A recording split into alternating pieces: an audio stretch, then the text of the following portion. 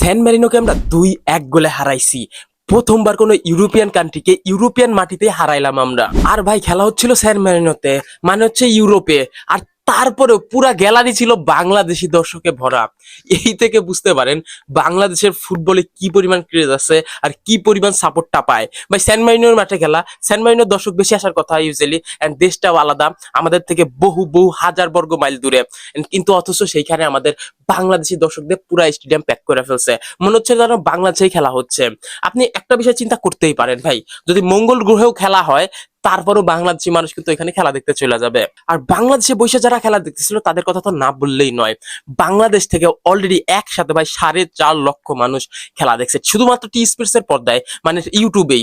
আর টিভিতে যেগুলো দেখছে ওগুলোর তো কোনো হিসাবও নয় এখন পর্যন্ত। ভাই আমাদের বাংলাদেশের ফুটবলে এত পরিমাণ দর্শক, এত পরিমাণ ক্রেজ, তারপরে আমরা সিন্ডিকেট বন্ধ করতে পারতেছি না।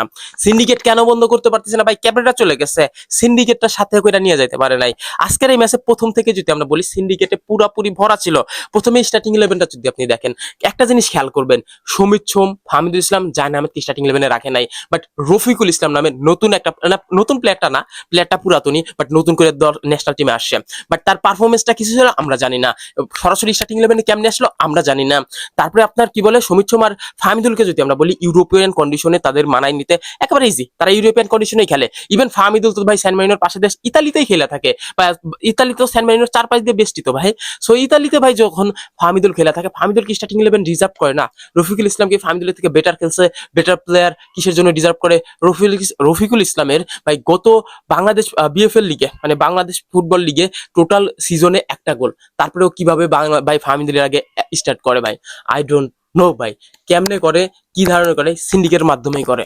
সো স্কোয়াড সিলেকশনে আমার মনে হয় না এই ম্যাচে আমরা থমাস ডুলিকে কোনো গালি দিতে পারবো। থমাস ডুলি হয়তো সম্পর্কে, বাংলাদেশ সম্পর্কে ওরকম জ্ঞানও নাই, জানেও না কে কোথায় অ্যাকচুয়ালি খেলে থাকে।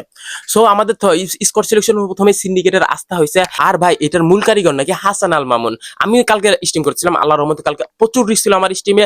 কালকে অন্তত 5,000-এর বেশি কমেন্ট আসছে, এই হাসান আল মামুন নাকি এই স্টার্টিং ইলেভেন করছে, মেক করছে। So Hasan Al Mamun brother, syndicate থেকে দূরে থাকেন, নাহলে আপনি দূরে চলে যাবেন ফুটবল থেকে। সো লাস্ট ওয়ার্নিং ভাই আমাদের থেকে। ভাই আমরা ভাই এর আগে ভাই সিন্ডিকেট নিয়ে ভাই করছে, আন্দোলন করছে শুধু Bangladesh green and red army.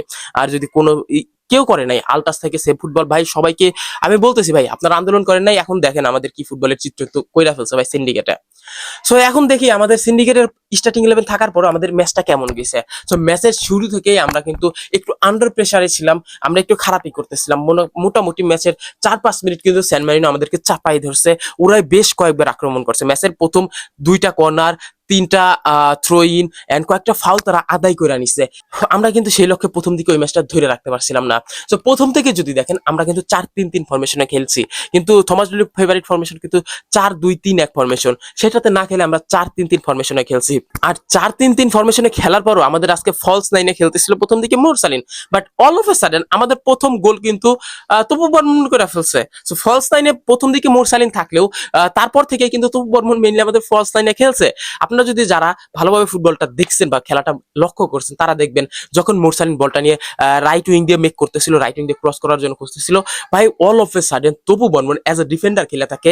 বাংলাদেশের ডিফেন্সের ভাই অন্যতম ভরসার নাম আমরা তপু বর্মন হিসাবে চিনি। সে কিন্তু ফলস নাইনের পজিশনটা হোল্ড করছে এন্ড দৌড়ে যায় হেডটা লাগে বাংলাদেশকে 1-0 গোল আগায় দিচ্ছে। এন্ড ইউরোপের মাটিতে 23টা বছর পর বাংলাদেশের প্রথম গোল আমরা দেখতে পাইলাম। এর আগে ভাই আমরা সম্ভবত 2000 সালের আশেপাশে একটা গোল দেখছিলাম, সেটা হচ্ছে ইউগোস্লাভিয়া নামক একটা ইউরোপিয়ান কান্ট্রির এগেইনস্টে। সো তপু বর্মনের গোল ছিল। তারপরে যদি বলি ম্যাচটা আমাদের কেমন ছিল ওভারঅল, আমরা কিন্তু একেবারে সিন্ডিকেটটা ছাড় দিতে পারি না। আমাদের ভাই মোটামুটি একেবারে ভালো খেলছে বলে এমনটা না, আমরা যদিও বা কালকে সবাইকে রেটিং করছিলাম, তারপর হামজা চৌধুরী সহ বাংলাদেশের মোটামুটি সবাই মোটামুটি ভালো খেলছে। বাট কিছু প্লেয়ার বাদ দিয়া, যেমন আপনার আমাদের ফাহিম ভাই, দেন আমাদের সোহেল ভাই, you can say body Sohel, আপনারা বলে থাকলে সরি টু সে, বাট আমি এটা বলতে চাইছিলাম না। সোহেল ভাই এন্ড আমাদের মিতুল মার্মাকে আপনি বলতে পারেন ভাই একটা ব্লান্ডার করছে, বিশাল ব্লান্ডার, ওই ব্লান্ডারটা করাই উচিত ছিল না। আর ওটা কি গোল হয়েছে? ফিফা রুলস অনুযায়ী মনে হয় গোল হয় নাই, বাট আমাদের অ্যাঙ্গেল থেকে মনে হচ্ছিল গোল। বা এই ম্যাচটা নিয়ে স্যান মারিনোর সোশ্যাল মিডিয়ায় পোস্টটা দেখেন, ফিফা নাকি বাংলাদেশ চালায়, আর ওই গোলটা গোল নাকি হয়ে গেছিল, বাংলাদেশ ফিফা চালায় দেখে গোলটা বাদ করে দিছে। জি ভাই, বা আপনি বলতে পারেন যে ক্যামেরার যে অ্যাঙ্গেল ছিল ওইটা থেকে মনে হচ্ছিল গোল, বাট ফিফার রুলসে ভাই বলের যদি এতটুকু বা হাফ ইঞ্চি 1 মিলিমিটারও যদি ভাই দাগের সংস্পর্শে থাকে তাহলে গোলটা হবে না। সো মিতুল মার্মা ওয়াজ টু ব্লান্ডার টুডে ভাই। তাছাড়াও কিছু রিফ্লেকশন আমরা দেখতে পাইছি মিতুল মার্মার থেকে, যেগুলো ভালো ছিল, বাট আমি আশা করতেছি না মিতুল মার্মা নেক্সট ম্যাচে স্টার্ট করবে। সো নেক্সট ম্যাচে আনিসুর রহমান জিকোর স্কোয়াডে থাকা পাক্কা হয়ে গেছে এই ম্যাচটার পরে। আর পূর্ববর্তী ম্যাচে ভাই, পুরা ম্যাচে ভাই কে কেমন করছে? পুরা ম্যাচে ভাই Tapu Barman was tremendous. Tapu Barman as a defender খেলাও দুইটা গোল করছে। মুরসালিন আজকে ভালো করছে। দেন তারপরে মুরসালিনকে কেন উঠাই নেওয়া হলো আমি জানি না। থমাস ডুলির যদি আপনি পারফরমেন্সের কথা জিজ্ঞাসা করেন, থমাস ডুলির আজকে পারফরমেন্সটা কেমন লাগছে আপনার কাছে, আমি বলবো ভাই মোটামুটি 100% ভালো না। এন্ড এর মাধ্যমেই বোধহয় থমাস ডুলি এই ম্যাচটার পরে বাপুকের সাথে অন্তত 2 বছর চুক্তি নবায়ন করবে। আই ডোন্ট নো ভাই 2 বছরের চুক্তি নবায়ন করতে পারে। হ্যাঁ, সো এতটা চুক্তি দেওয়া উচিত হবে না আমাদের, অন্তত 6 মাসের একটা চুক্তি দিক। এন্ড আমাদের ভাই বিশ্বকাপে ভাই বাছাই পর্বের জন্য ভালো একটা কোচ নিয়ে দেওয়া প্রয়োজন ভাই। আমি জানি না কবে দিবে। আর হ্যাঁ, ম্যাচে কিন্তু আমরা একটা গোলও খাইছি। আর গোলটা কেমনে খাইছি? গোলটা ভাই খাইছি মূলত ভাই ম্যান মার্কিং একেবারে যাচ্ছে তাই ছিল। আমাদের ডিফেন্সের নাজুক অবস্থা ছিল ওইখানে। যদি আমরা বলি, তপু বর্মন যখন স্লাইড করে মাঠ থেকে বের হয়ে চলে গেছে, ওই সেন্ট মারিনোর প্লেয়ারটা রিল্যাক্সে বলটাকে গ্যাদার করছে, নিয়ে আসছে। এন্ড সে যখন ক্রসটা করাইছে তখন আমাদের যে প্লেয়ারটা ম্যান মার্ক কোডটা করবে, বিশেষ করে ইসা ফয়সাল ছিল সম্ভবত, আমি যদি ভুল না হই। ইসা ফয়সালের পিছনে যে প্লেয়ারটা ছিল, ইসা ফয়সাল মনে হয় জানেও না, ঠিক আছে? তখন জাস্ট ক্রস করছে এন্ড পুরোপুরি ফাঁকাই ছিল, আনমার্ক ছিল। এন্ড ম্যান মার্কিং এ প্রচুর সমস্যা আছে আমাদের। ওই আনমার্ক অবস্থায় থাকে, জাস্ট ও নেটকে খুঁজাই নিছে। নেটকে খুঁজে নিছে কি সরাসরি ভাই? ও কিন্তু ভাই মিতুল মার্মার রাইট সাইডেই শুটটা করছেন, যেখানে ভাই ফ্রন্ট ভিউ ছিল। ওই সাইড থেকে যদি শুটটা করে মিতুল মার্মার ঠেকানো উচিত ছিল, বাট এনি হাউ বলটা ঠেকাইতে পারেন না। আমরা একটা গোল খাইয়া গেছি এন্ড স্কোর লাইন তখনই সমতায় চলে আসছে। আর এই ম্যাচে ভাই ওভারঅল যদি আমরা বলি, আমরা যখন সাবস্টিটিউট করছি, সমিত সোম নামছে মাঠে, দেন 80 মিনিটের পর থেকে মনে হচ্ছিল আমরা একটু ব্যালেন্স টিম ভালো করতেছি। 80 মিনিটের পরে আপনার জায়ান, ফাহমিদুল, সমিত সোম সবাই ছিল আমাদের স্কোয়াডে। তো সবাই ভালো করতেছিল। আর ভাই বিশ্বনাথের কথা কি বলবো ভাই? ভাই বিশ্বনাথ যখন ক্রিজে আসছে বা মাঠে আসছে, ও কিন্তু প্রথম 2-3 মিনিট কিন্তু এজ এ উইঙ্গার খেলছে ফাহিমের জায়গায়। এন্ড ফাহিমের জায়গায় খেলার সাথে সাথে উইঙ্গার হিসেবে ফাহিমের থেকে অন্তত 10 গুণ ভালো করছে বিশ্বনাথ ঘোষ, ডিফেন্ডার ভাই। হ্যাঁ, আপনি আমার কথা না মানতেই পারেন, বাট আপনারা যারা খেলা দেখছেন তারা তো মানেন ভাই। উইঙ্গার হিসেবে যখন বিশ্বনাথ খেলছে, বিশ্বনাথ ঘোষ ফাহিমের থেকে বেটার করছে ভাই। দ্যাটস দ্য সিনারি ভাই, দ্যাটস দ্য রিয়ালিটি। আমরা ফাহিমের থেকে ভালো করছে ওইখানে বিশ্বনাথ ঘোষ ভাই। আমি জানি না কেমনে করছে ভাই। আর ভাই হামজা চৌধুরীর অনেকে বলতেছেন আজকে ম্যাচে ইনভলভমেন্ট ছিল না। ভাই হামজা চৌধুরী প্রত্যক্ষভাবে ইনভলভমেন্ট ছিল ম্যাচে। এন্ড আপনি যদি দেখেন প্রথম গোলের পর দ্বিতীয় গোলেও তার সরাসরি অবদান ছিল।